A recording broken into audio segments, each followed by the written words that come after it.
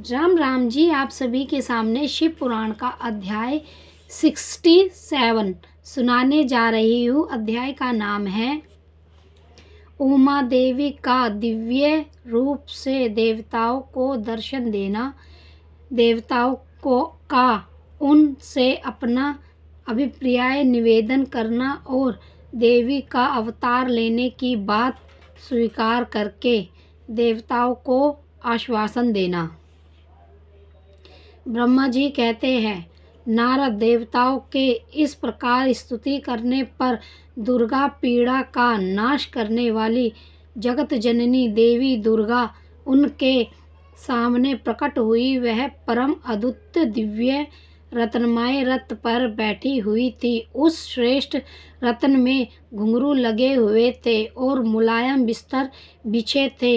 उनके श्री विग्रह का एक एक अंग करोड़ों सूर्य से भी अधिक प्रकाशमान और रमणीय था। ऐसा आश्वाय से वह अत्यंत उद्दसित हो रही थी। सब ओर फैली हुई अपनी तेजस्वी के मध्य भाग में वह विराजमान थी।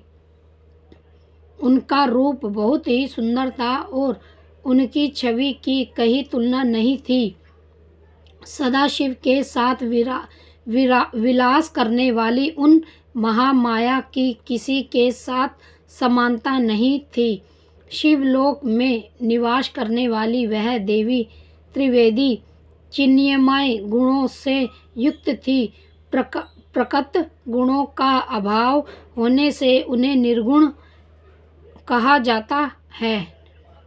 वह नित्य रूपा है। वह दुष्टों पर प्रचंड क्रोध करने वाली कारण चंडी काल कहलाती है, परंतु स्वरूप पर से शिवा कल्याणमयी है। सबकी संपूर्ण पीड़ाओं का नाश करने वाली है। संपूर्ण जगत की माता है। वह ही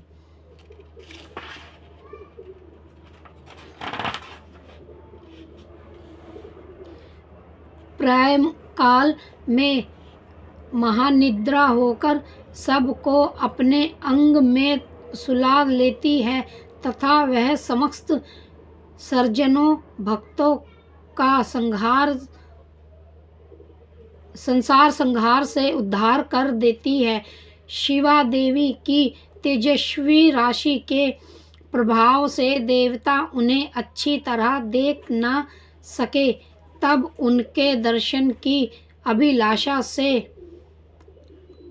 देवताओं ने फिर उनका सर्वथन किया। तदनंतर दर्शन की इच्छा रखने वाली विष्णु देवी सब देवता उन जगदम्बा की कृपा पाकर वहां उनका स्पष्ट दर्शन करने लगे। इसके बाद देवता बोले, अंबिके महादेवी, हम सदा आपके दास हैं। आप प्रसन्नता पूर्वक हमारा निवेदन सुने। पहले आप दक्ष की पुत्री रूप से अवगणित हुई हो। मैं रुद्रदेव की वल्लभा हुई थी।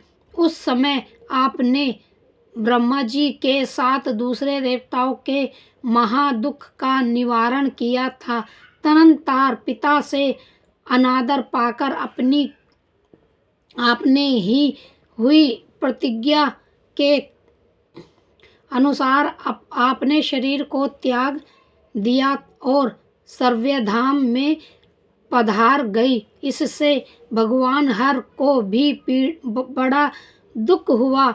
महेश्वरी, आपके चले आने से देवताओं का कार्य पूरा नहीं हुआ, अतः हम देवताओं और मुनि व्याकुल होकर आपकी शरण में आए हैं। महाशनि विषय आप देवताओं का मनोरथ पूर्ण करें, जिससे सत्य कुमार का वचन सफल हो। देवी, आप भूतल पर अवगणित हो पूर्ण देव रुद्रदेव की पत्नी होइए और यथार्थ योग ऐसी लीला कीजिए जिससे देवताओं को सुख प्राप्त हो। देवी, इससे कैलाश पर्वत पर निवास करने वाली रुद्रदेव भी सुखी होंगे। आप ऐसी कृपा करें जिससे सब सुखी हो और सबका सारा दुख नष्ट हो जाए।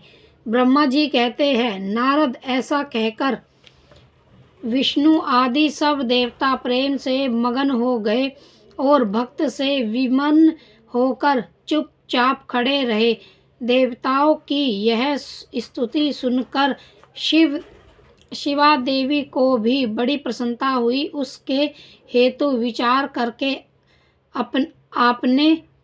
अपने प्रभु शिवा का स्मरण करती हुई भक्त वात्सलता दिव्यमय उमा देवी उस समय विष्णु आदि देवताओं को संबोधित करके हंसकर बोली। उमा ने कहा, हे हरे, हे विधे और हे देवियों तथा मुनियों, तुम सब लोग अपने मन से व्यर्थता को निकाल दो और मेरी बात सुनो। मैं तुम पर प्रसन्न हूँ, इसमें शयन नहीं है। सब लोग अपने अपने स्थान को जाओ और चिरकाल तक सुखी रहो। मैं अवतार ले मैना की पुत्री होकर उन्हें सुख दूंगी और रुद्रदेव की पत्नी हो जाऊंगी।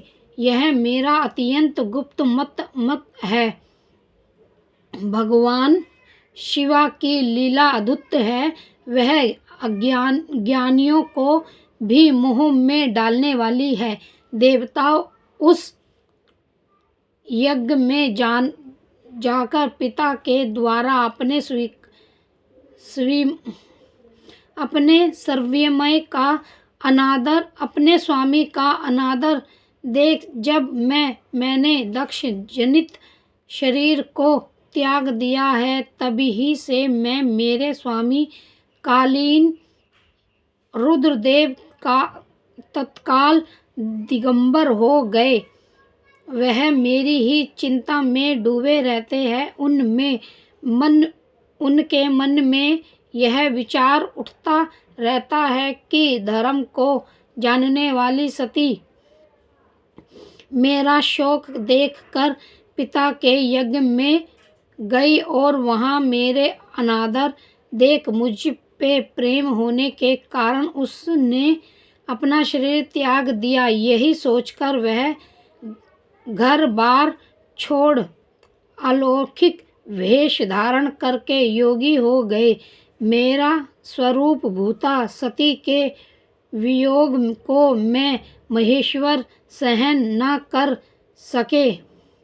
देवताओं, भगवान रुद्र की भी यह अत्यंत इच्छा है कि भूताल पर मैना और हिमाचल के घर में मेरा अवतार हो, क्योंकि वह पुण्य मेरा परिग्रहण करेंगे करने की अधिक अभिलाषा रखते हैं। अतः मैं रुद्रदेव के संतोष के लिए अवतार लूंगी और लौकिक गति का अक्षय लेकर हिमालय पत्नी मैना की पुत्री हो जाऊंगी। ब्रह्मा जी कहते हैं, नारद ऐसा कहकर जगदम्बा शिवा उस समय समस्त देवताओं के देखते देखते ही अदृश्य हो गई और तुरंत अपने लोक में चली गई। तदनंतर हर्ष से भरे हुए विष्णु आदि समस्त देवता और मुनि उस दिशा को प्रणाम करके अपने अपने धाम को चले गए।